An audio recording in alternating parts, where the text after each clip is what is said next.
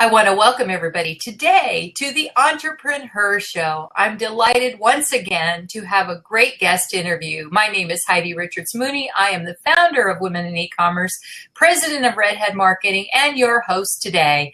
And I'm thrilled, just thrilled to introduce to you this next woman, a fellow redhead and a fellow internet marketer, and just an amazing woman I've been following online for some time.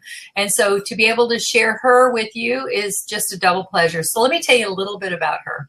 Her name is Christine Gallagher. She's a speaker, trainer, best-selling author, and award-winning business coach. She founded She's Got Clients in 2009, a company dedicated to teaching women around the globe how to find more meaning, fulfillment, and purpose in their life through the power of entrepreneurship. Yay! Christy believes that when entrepreneurs find the courage to share their gifts and their message in a much bigger way, love that, they will not only attract raving fans, enroll more clients, and enjoy more income, they will also be a force for positive change in the world. Welcome, Christine. Thank you. I'm excited to be here and talking with my fellow redhead. Yay! Well, let's start with that. That was like just a snippet of all the things that you've done. So why don't we start with you telling us a little bit about your background, how you first got interested in business coaching, and the experience that led you to choose that as a career path. Yeah, so what a journey it has been. I was still in a job around late 2008, early 2009, right around when the economy went crazy. And I was working for a company that wasn't doing so great financially. And at the same time, I was also feeling this sense of, why am I in this job? Why do I never feel happy in any job that I have? And I thought there was something wrong with me because everyone else seemed to just sort of be humming along. And I just was questioning so much. And I think that that's the mark of an entrepreneur or a budding entrepreneur. You start questioning and wondering. And so I didn't know at the time, but really what I was feeling was this entrepreneurial spirit.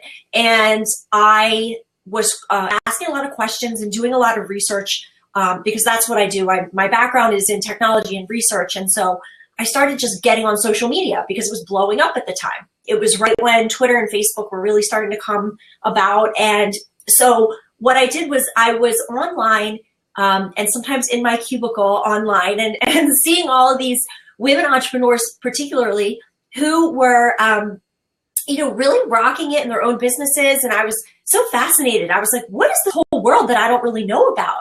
And I was watching them and I was realizing they were working from home or, they had flexible schedules and they were selling products and services. And I'm like, this is really intriguing. So that was the awareness being raised for the first time. And because of that, I started seeking out mentors or help, just somebody I could talk to and be like, what, how do I do this for myself? I still had no clue what my business was going to be. But I just knew that this was something I really needed to explore. So what I ended up doing was finding out about a woman through social media and her email newsletters that she was sending that I really resonated with. And she became my first marketing mentor because even though I'm really savvy with social media and technology, I didn't understand the marketing piece and I didn't understand the business building piece. And I just said, all I want to do is just work for myself. That's all I know. And she really started to guide me. And 2 weeks after I hired her, I was promptly laid off from my job. And I was like, oh my goodness, not because I was upset that I lost the job because I wasn't happy there, but it was more of a moment of truth. Like, this means that I'm really going to have to do this thing. And I was just like, I'm not going back to a job. So I really had to give it my all. And I remember emailing that mentor and saying, I think you should know that I got laid off from my job today. And she's like, congratulations. And I'm like, what? Okay. And what she was really saying was, you were asking for this, in certain ways you were asking for this, the universe has delivered it, and let's go.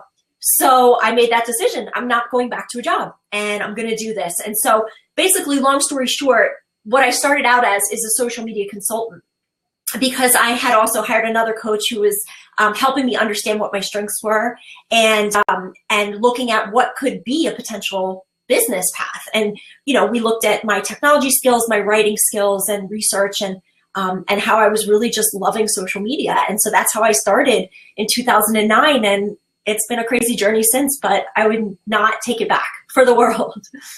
How do you think that your experience in the job market, such a three-letter word, how do you think that experience helped you become an entrepreneur?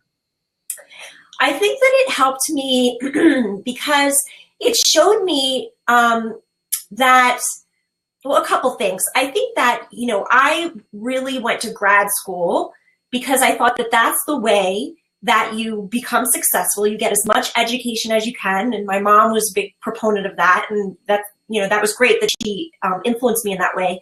But I ended up getting 2 master's degrees. I was a real overachiever. One in information systems, one in information science. So that's where the technology piece comes from. And I thought I, had it made. And then I went out into the working world and I'm like, is that all there is? And I realized that it wasn't, it was hard for somebody like me who has a lot of ideas and creativity. And I also think really looks around and sees like how you can make things better. And yet most jobs, it's hard to break the mold or, have people take those things on, right? And they want to just kind of stay how they are. And that's very frustrating for somebody who is entrepreneurial. So I think it affected me in positive and negative ways. But it really made me see that kind of environment and that kind of structure was just not for me. I felt a little rebellious. I have a rebellious streak. Redhead, surprise, surprise. And red hair. Yeah. And I just didn't I didn't like being told, you have to go to lunch at this certain time, you can't take vacation. And I couldn't stay in that container. So I think that it's a blessing I had those jobs I was unhappy in because it helped show me the way towards something that was better for me. So that would be a great first bit of advice for someone who is, stuck in a place they're not happy, start looking at other options and see what would make them happy and try to use their gifts and skills to do that. Oh, someone put that she's got clients. Okay, thank you. Perfect. That's great. So we're going to definitely make sure that everybody knows your information. So how did you come up with the name She's Got Clients? Yeah, so when I first started, I was not known as She's Got Clients. My company was called, actually, it wasn't even a company, it was a blog. That's how I started, was with a blog. And it was called communicatevalue.com. And that was really about how you could use social media tools to communicate your value as a product person or a service professional with the tools that we have today. And so that's how I started the first 2 years. It was a very basic site. I always look back and think, thank goodness my coach at the time drilled in my head how important it was to build an email list and build a community. So I didn't even have services or products on my site. All I had was, my blog posts and a free e-course, because I was told that if you create something that's juicy and free, you can get people to join your email list that way. So that served me well for a couple of years. And then I started working with another mentor and really looking at, where do I want to take this business and how big do I want to go? And so I hired somebody who helped me with rebranding and creating a new website. And it was actually him who came up with that name because he knew that I wanted to primarily reach women entrepreneurs, although I always say I work with cool men too. But he came up with that name and it really it felt right. And so we went with it. And it was a little bit scary at first because I thought, am I ready to just say, she's got clients, and sort of go for that market? But it ended up being a really good decision. And it's definitely a memorable name. And I think that it served me well. And I think that, it'll probably evolve again into something else. Who knows? But for now, it's working. That's great. And it's obviously serving its purpose. So let's talk about something that I read on your, I think it was on your website. You say, when entrepreneurs find the courage to share their gifts and their message in a much bigger way, they attract raving fans, enroll more clients, and enjoy more income, and also become a force for positive change in the world. What do you mean by the phrase, connect to their why? No, I'm sorry. Never mind. So what do you mean by that? And that's another question. What? I learned how to read my own notes. What do you mean by that? Become a force for positive change in the world? Yeah, I think that I really believe that there is a true connection between just helping even one client and changing the world. And so, you might think you're just helping one client. How does that really affect things? But you have to think about the fact that you're affecting not only their life, but the life perhaps of their loved ones and people that they're connected to. And it's kind of like that ripple effect. So I believe that when people do get the courage, because a lot of times it's about, not feeling that maybe you're ready or you're enough, or, we all have stuff that comes up for us that we get a little bit afraid of, standing out. Mm-hmm. And so I believe that when people get the courage to put themselves out there and get out there and market themselves, basically, that they can end up changing the world, whether in a small way or a big way. And I think it's really important for entrepreneurs to remember that it's not like this little small thing you're doing from your house. It could truly be something that creates change in the world. And that is really the bigger purpose. So when you say change, what kind of change? Give Yeah. us examples maybe of customers or clients that you've had that have done that?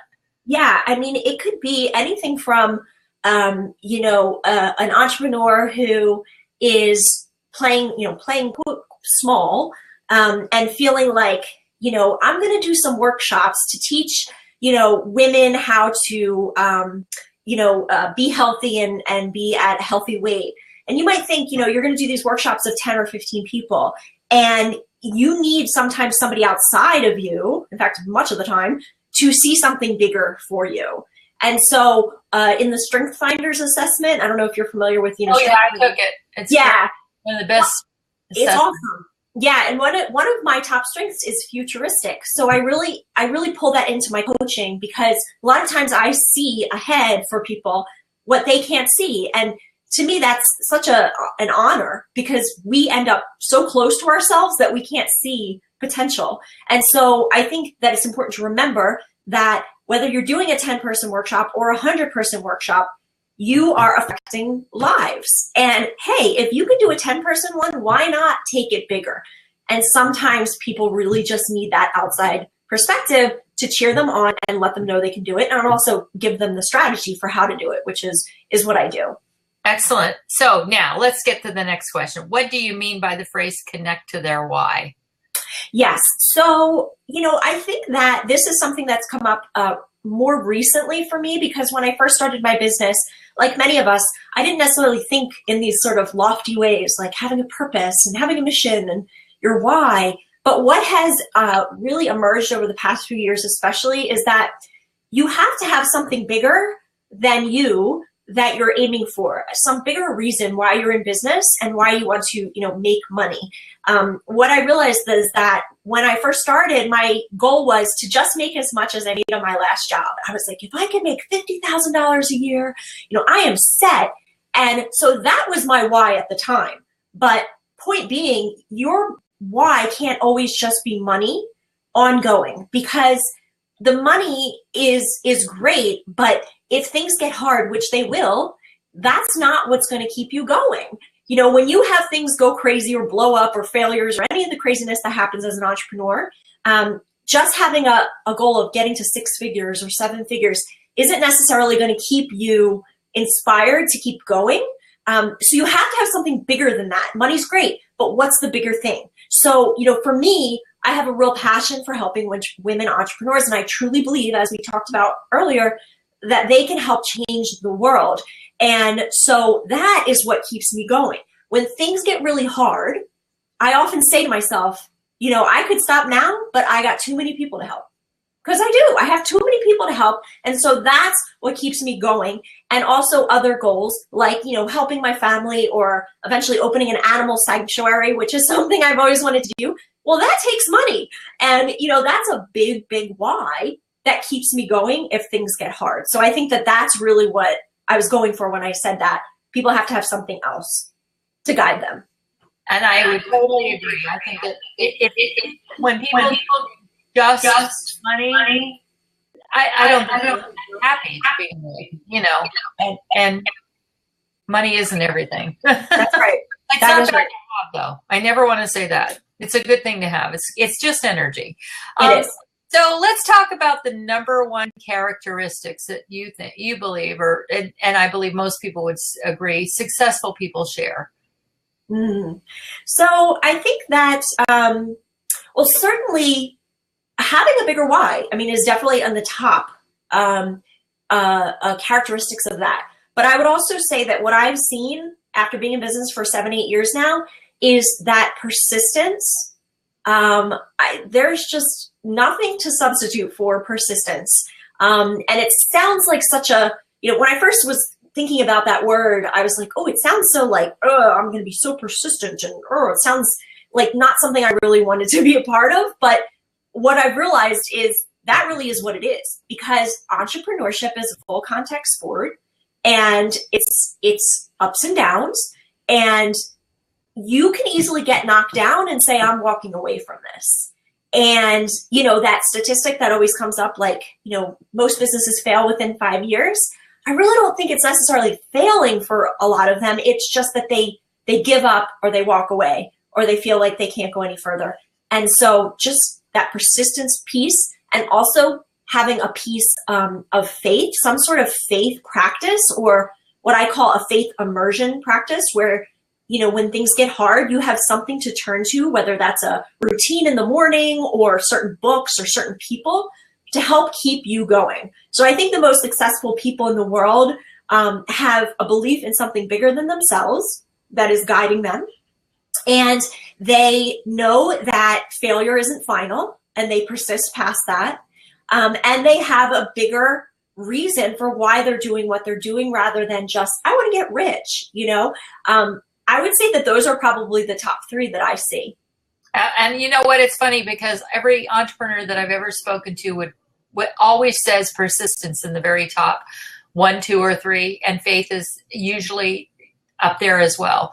So I would definitely agree. And I think the why is becoming more prominent as we look at our lives, because we're living longer and we're wondering, well, gee, what's this going to mean to me in 10 years? Is this really going to have any impact? And how's it going to impact? Sure, you're going to impact the people that you're working with, at least for that moment, and help them get to the next step. But what is the bigger picture? So I think that you're having that vision is amazing, because you can help a lot of people. So thank you. Yeah. And it reminds me of Simon Sinek, who wrote the book Start With Why. He has a TED Talk, and for people who haven't seen it, you should go on YouTube and look him up. His last name is Sinek, Simon Sinek. And he talks about the power of having a why. And he says that people buy why you do things, not what you do, right? And so he gives an example of Apple, which is, Apple's products are sleek, and, everyone wants to have the iPhone and the iMac and all that, but it's really about the why. They were always about think different, and so people really gravitate towards that, and they created a whole movement out of it. So I think that, it's worth mentioning that.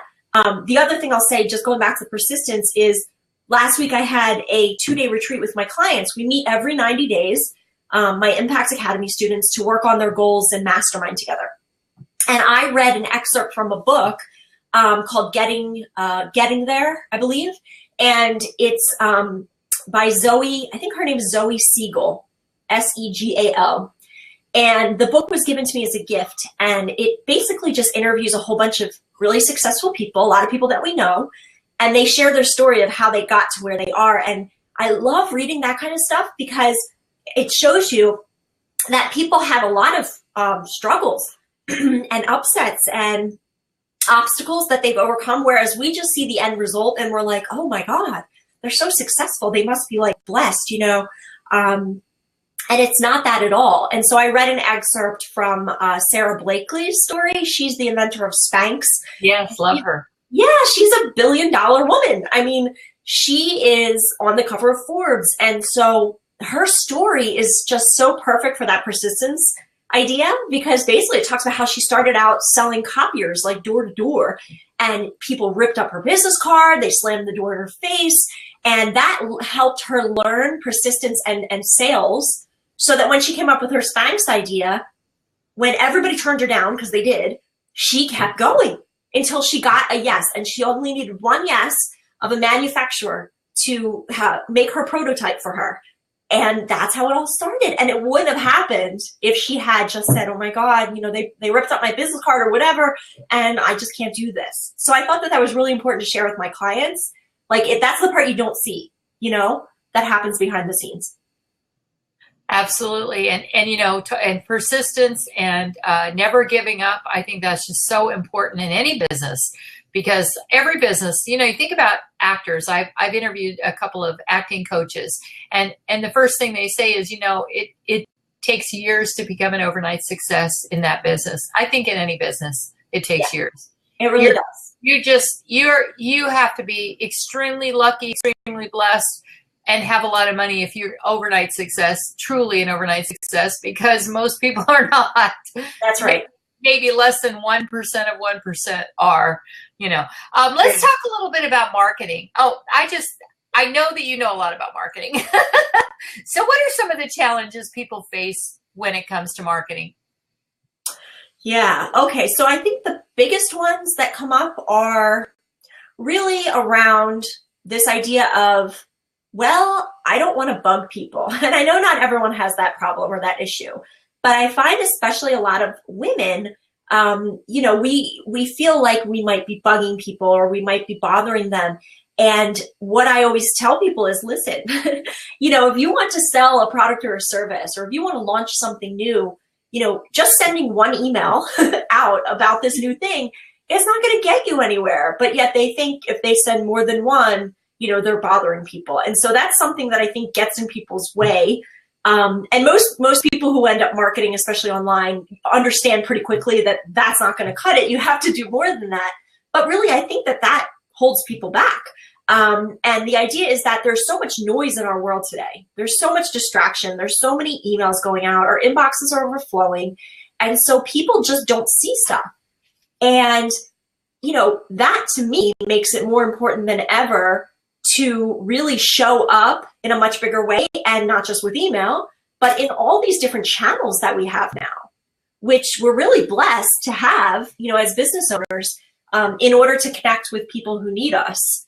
So I think that, that's one of the big stumbling blocks people have. And then the other one would be, they because there is so much noise and so many other people who do what you do, you really have to stand out in some way. And this used to always bother me, like when they would say, find your unique selling proposition. And I'm just like, I don't know, I'm just, well, no one else is me. So maybe that's what it is. And actually that is really true, because no one else is you. And even if you're a business coach and there's a million other business coaches, there are things about you that no one else can duplicate. And so that's why it's important, especially in the environment we're in today, to really talk about yourself and what makes you you, and be vulnerable sometimes and share more about you than just like the business facade. Sometimes people get scared, like, well, I don't want to talk about myself because it seems like I'm, self-involved, or I don't want to talk about myself because it's nobody's business to know, what I like or what I do. And I just have to say, things have changed, and people actually expect that now. They expect to know more about you. And they especially resonate when you are vulnerable. This is a very big thing right now. Just like that, the word authenticity has become sort of like the buzzword, and it's really overused. But honestly, the reason so many people are talking about it is because that is what people are responding to right now.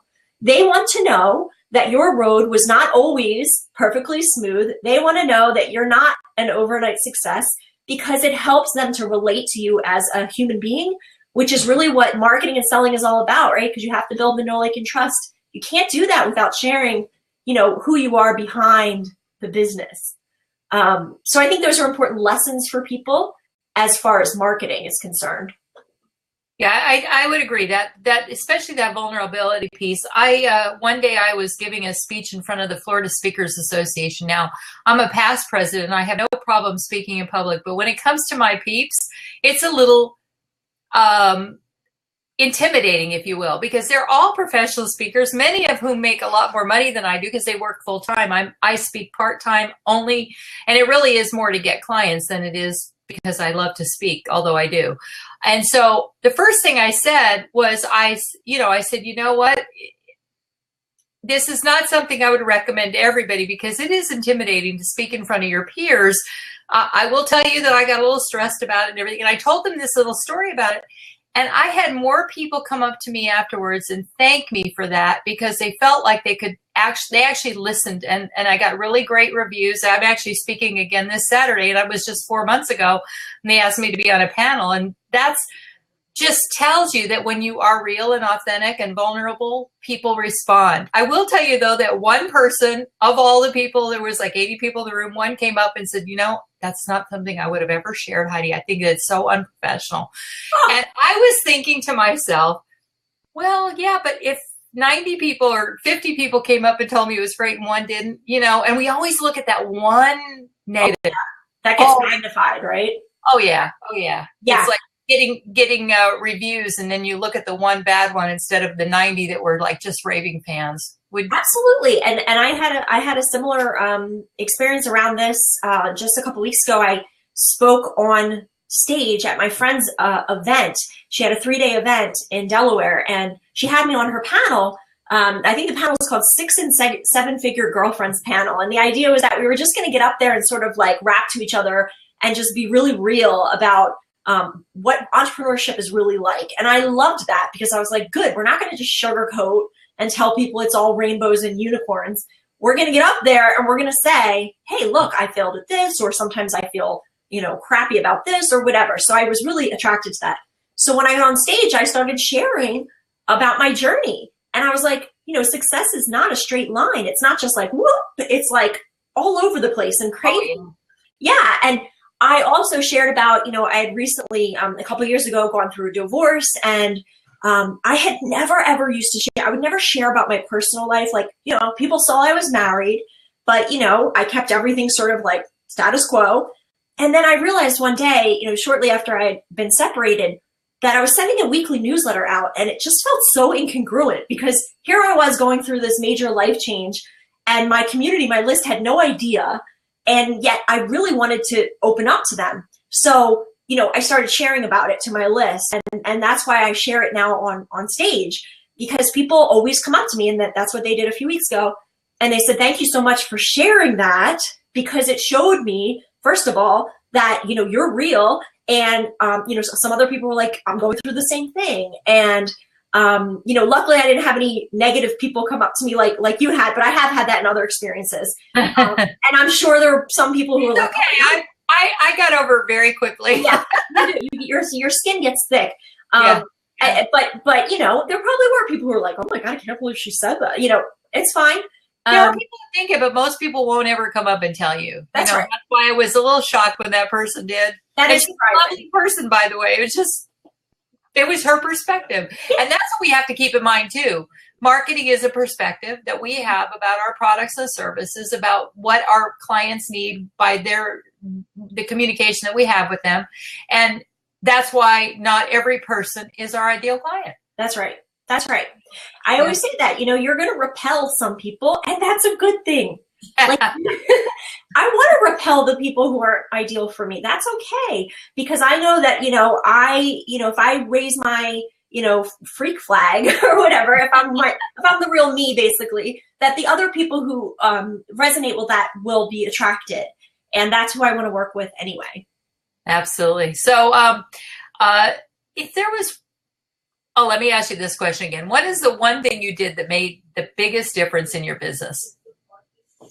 Well, okay. So it's really tough to narrow down one, but I will say the one that really stands out was probably when I was in my maybe third year of business, or second year or third year of business. And I was looking around going, this one month I had this great income, and then the next month there was like barely anything coming in. And then the next month it went up again, and it was, the roller coaster. And that's what all entrepreneurs experience, by the way. That's normal. But for me, it was like I suddenly had this aha moment. And it was basically, that I need to make regular offers in order to get paid regularly. And looking back, I'm like, well, duh, that sounds obvious. But I wasn't doing that. And so I think the lesson there is that a lot of people sit back and wait for the business or the clients or the money to come to them, or they're very passive about it. They'll put up a website with all their beautiful products and services and expect people to come.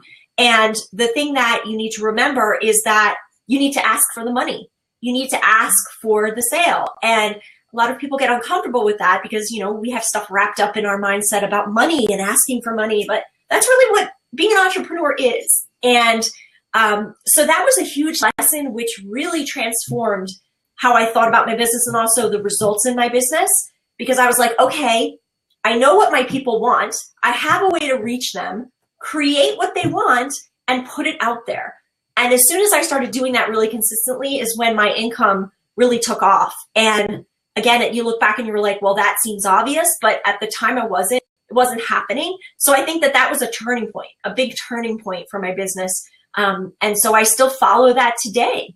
You know, when things aren't happening, I'm like, well, I have to make that happen. How do we do that? Let's go do that. So I think that's important to mention. Good advice. So do you, and I'm assuming you do, have a team? And if so, who's on your team? Who are the people that help support you in your business? Yeah, so I have a few people. So one would be my main virtual assistant, who is really my tech girl. So even though I have a tech background and all of that, I shouldn't be doing all of the tech stuff. So I found a really good person to help me with sort of the back end technical stuff. And she's a big part of the team, and she does some customer service as well. I also have, certain consultants I work with. So right now I'm working with a consultant who is helping me put together a giveaway to, further build my list. So I'm very much a fan of bringing in people for projects and certain things. I also have an associate coach under me because my client base, the goal is to grow it substantially, and I only have a certain amount of hours in the day. So I realized a year or two ago, it was like, you know what? I can't coach everybody and expect this to really grow to the point I want it to be. So I have an associate coach on my team that coaches some of my clients as well. A bookkeeper, and then again, some other consultants that I bring in on a project basis. And I'm about to hire another person for the team who is going to be like a virtual assistant, but also help me with the strategy around the marketing. You can't do it alone. I mean, I always make sure that people understand that these people who've gotten far in their business are doing it with the help of other people who are probably smarter than them, and certainly skilled in different areas than them. So it's so important to have a team surrounding you. I would totally agree. I had to do it all when I first started in business, and one thing that was very painful for me was the math. I'm good at math, but the bookkeeping, oh my God. And the day I hired a bookkeeper, and she has been with me for 29 years. Wow. The day I hired that person was the best decision I ever made in life. Now, she only works part-time. She worked full-time for a long time, but she's semi-retired. But now my business model has changed, and I've slowed down a little bit. Although I'm strongly thinking about getting into business coaching again. I've always called myself a consultant more than a coach. Mm-hmm. And then I was talking to a client the other day, and she goes, Heidi, you may not realize this, but you really are a coach. And I've never put that label on myself. I've thought of coaching differently, you know. So I'm gonna do a little research. I'm gonna ask my coach what she thinks, and just kind of get some ideas, because I think that may be my next step. I just don't want to work full time. Yeah. Like this summer, I have my grandchildren with me, and we're playing every day. So I went swimming an hour before our program. I'm just trying to take it easy and just, let the money. Priorities change, Yes. And you're right, like the coaching thing. I was talking to a client yesterday about that, and I said, I'm really more a consultant / strategist, because when you think of coaching, it's, they often have a certain method, which is, how do you feel about this? And that's not me. I have to tell people what to do. Like, I can't stop myself from saying, this is how you do it, So I think, but coaching can look different ways. I think that coaching and consulting sometimes end up being very similar. So we might jump back into that.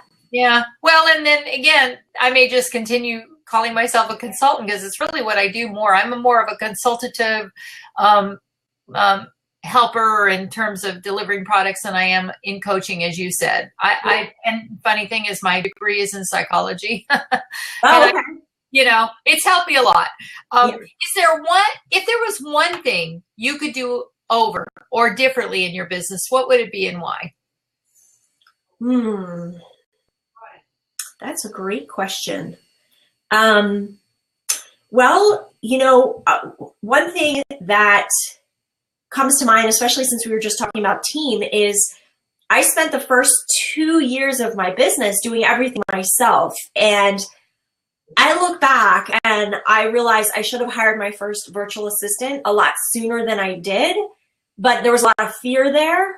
Like, will I be able to afford it? And oh my gosh, there's somebody else doing stuff for me. And I have that control freak stuff, And so I think that that's the big thing is I would have probably hired that person a year earlier than I did, because what ended up happening is they ended up taking so much off my plate so that I could focus on revenue generating activities much more efficiently, and therefore ended up bringing more money in to more than cover that person and hire more people. So I would just encourage entrepreneurs to really take a hard look, like, can you do this now instead of waiting? And my first virtual assistant I hired for 5 hours a month. So it was barely anything. And I think it was, she was $35 an hour or something, $30, something like that. And that was a big deal.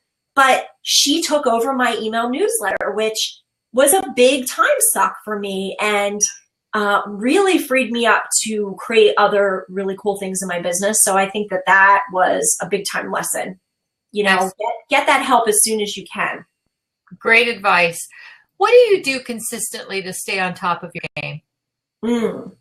So one of the big things that I do, and this was something that I've been doing sort of on and off for years, but never was super consistent and disciplined until this year, which is my morning routine. And it's been a thorn in my side in the past because I've always considered myself a night owl and not a morning person. Oh my God, I can't get up early. And I love sleeping in. That's why I became an entrepreneur, to have a flexible schedule.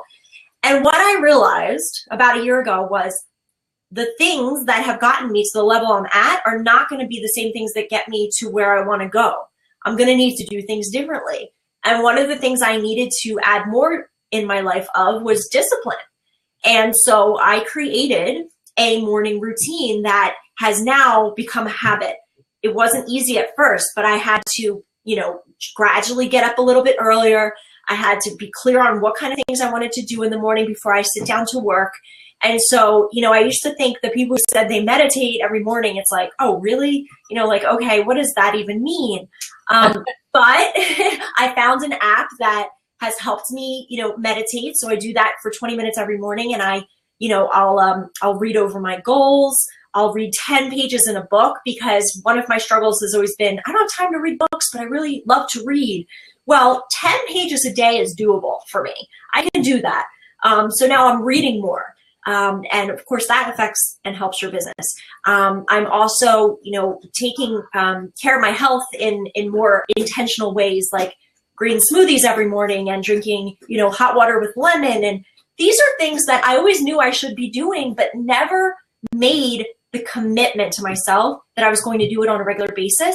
And it has been, an amazing game changer to do that, because I feel like if you start the day with that tone of the discipline and taking care of yourself in those ways, it really spills over into everything else and makes a big, big difference. Absolutely. Because if you feel good inside, you feel good outside. And Yeah. it shows, people know it. People can tell. I would definitely agree. Let's talk about running a business. What is a typical day like for you? Yeah, so a typical day would be, as I said, the morning routine starts me off. I try to get up between 6 and 7. I'm not always perfect with that. My night owl tendencies still kick in, but I've definitely gotten a lot better. And so I'll get up and I'll do the routine, and then I'll do, I'll always try to get outside if I can. It's harder in the winter, but when I say to myself, I got to go work out for an hour or 2 hours, that sometimes feels overwhelming. So I'll say, if I just get outside and walk for like 5 to 10 minutes, at least it's something, you know? So I try to incorporate that in my day. And then I will be very honest, I don't necessarily enjoy working at a desk. I think that's the rebelliousness from corporate. So I have a laptop and I work from my home, but I'll work, you know, on the couch, sometimes at the desk, sometimes on the bed. And I know certain people would say, oh, that's terrible for your productivity. But for me, it's comfortable and I just get stuff done. So I don't have a specific place that I always do my work from. And what I really do as far as what the schedule entails is I really make sure that I focus on what the tasks are that will move the needle forward the most in my business. Because I noticed that I was getting so caught up in other people's agendas, my email inbox, social media, and we started using in my company a project management tool called Asana. And it's actually a free tool. And the tool helps me get clear on all the things we have going on in the business and what's most important. So it breaks it out by project and then task, and my team can be in there as well and collaborate. So that's what I focus on, is what are those projects in Asana that will move the needle forward the most. And what I also have learned to do, Heidi, is not look at my to-do list and go, oh my God, because what I was doing in the past was putting projects on my to-do list and going, oh my God, all right, for today I have to work on a brand new website and I have to bring in 10 new clients and I have to do something else. Whoa, like no wonder I was feeling overwhelmed. What I've learned is that you break all that down into tasks and that's what goes on your to-do list. And so that has been a game changer for me for, you know, overwhelm purposes and really looking at it that way. And then, you know, I will work with clients Tuesday, Wednesday, and Thursday. I don't coach on Mondays and Fridays because I leave those days open for business development because it's too hard to be jumping in and out of calls and trying to work on projects. So I make sure that my calls are batched on certain days so that I don't have to, you know, give less attention to those projects. I get to sit down uninterrupted time on Mondays and Fridays and work on those things. I agree. And you know what? It's funny. I'm going to take my laptop and sit on the couch when I get through here. Exactly. So it's exactly how I work too. And I love my computer. I bought a Mac a couple of years ago and I never looked back. By Mac, I never looked back. And I still have my PC for storage, but that's about all I use it for. And that silly Outlook that I can't seem to break myself from. Yeah. You know, I do love, I love Apple products. My light just went out. Yes, it does crash a lot. Yeah. Oh, we lost you. I'm here. Okay. Just my light went out. Asana, A-S-A-N-A? Yes. That's what I thought. I've heard of it. I've not used it. We started using Slack, and I like that. Yes. Again, at Asana. A lot of people like Slack. Yeah. Thank you, Gary, for joining us. We've had a couple people join us and a couple comments. I wanted to say thanks. We're in the home stretch. So, you also mentioned another tool. Oh, the app you mentioned about meditation. I'd be very interested in that. Do you know the name? Would you be willing to share that with us? Absolutely. So the app I use is actually by Russell Simmons, like the hip hop guru guy. It's called Meditation Made Simple, and it is free in the App Store. I think he has it for Android now too. And it's so simple. It's Meditation Made Simple. It's very simple, but I needed that because I was really intimidated by meditation. I'm like, I don't know if I can keep my brain quiet. And so it's been very, very helpful. And Russell Simmons, a lot of people don't know, but he's a vegan and he's, you know, does yoga, and he credits meditation with really changing his life. So it's a cool app. I highly recommend it. Yeah, well, meditation's a lifesaver for me, so I would agree. What's been the single biggest success in your business today? Or you mentioned your aha moment, so maybe single biggest success. Single biggest success. So I think that, you know, one thing that's really led to success for me, it's really two parts. One is always believing in mentors and coaches and always being open to having people like that around me. before I even left my job, as I mentioned, I had a coach. And I just believe that it's instrumental. And I'm a coach myself. So it's kind of like, how can I call myself a coach if I don't have coaches myself, right? And so I think that that's been so instrumental in me moving forward fast and not doing the Lone Ranger thing. And that was how I really used to be in my life. I can do it all myself. I got it handled. Not so when you're an entrepreneur, and entrepreneurship can be very lonely. So it's good to have somebody like that as well. And then I'd say that the other piece that's really led to the success is the mindset piece, which we've been talking about, which is having some sort of faith immersion practice, immersing yourself in faith when things seem to be not going well, and having some belief in a higher power than you. When things look like they're crazy, you have to believe that there's a bigger reason for it, or that maybe it's just things rearranging to get you what you actually want. So I think that having that personal growth and development, putting an importance on that, and having faith has been really, really huge as well. Excellent. What books? I know you mentioned a couple of books, Getting There by Zoe Siegel and The Power of Why by, no, that's the, I'm sorry, that was the TED Talk. What other books are you currently reading? And Simon Sinek, his book is Start With Why. Yeah. Start With Why. Okay. Yeah. So I just finished a book called The Power of Habit by Charles Duhigg. And he is a New York Times, I think he's a journalist, and it's a New York Times bestseller. And I was intrigued by it because of what I was mentioning earlier, Heidi, which is so much of our success is about discipline and focus and getting things done and habits. And so I wanted to really understand from a scientific perspective why some people are able to do the stuff that they need to do while the rest of us struggle with making things a habit. So the great thing about that book is that he looks at it from a scientific perspective, where he studies what MIT researchers have realized about what causes certain habits to happen, like why we overeat, or why we can't stick to an exercise plan. And so I think it's really effective for entrepreneurs, especially, to read that, because a lot of the reason why we don't move forward in our career is because we don't have habits that support us in getting done what we need to get done. So I really recommend that book. It's really a great read. Excellent. So in addition to your own and Google, what websites can you simply not live without? Oh, well, I mean, I'm definitely, addicted like the rest of us to the social media sites. Facebook obviously is, and there goes there is light. God said. Talk about the higher power. Yeah, really. That was a sign, right? Right now I really love Instagram. And that to me is really fun because it's visual. So Instagram is something I visit every day, Facebook. And, I will say that I don't watch the news. I stopped watching the news several years ago. I was always a news junkie and a pop culture junkie, and I used to watch CNN like endlessly.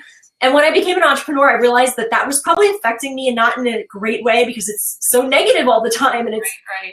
And so I had to turn that off. But I do give myself, it's almost like my, reward at the end of the day. I look at, the Google News app or the Apple app for news, and that's how I get my fix.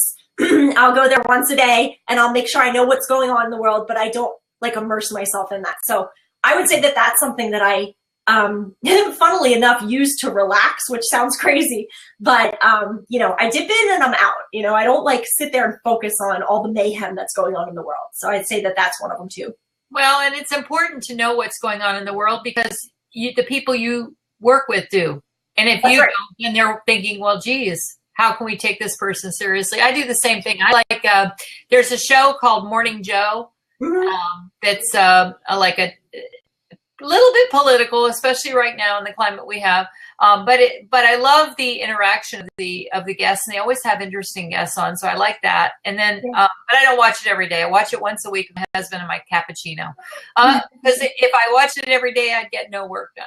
Yeah, right. But MSN News is good. So I'm on my laptop, and I'm usually on MSN News or Google News or something. So I agree. It's good to at least know. And I just scan scan the headlines, and if it's something I want to read, I'll read it. But at least I know the headlines. I know what's going on. Yeah.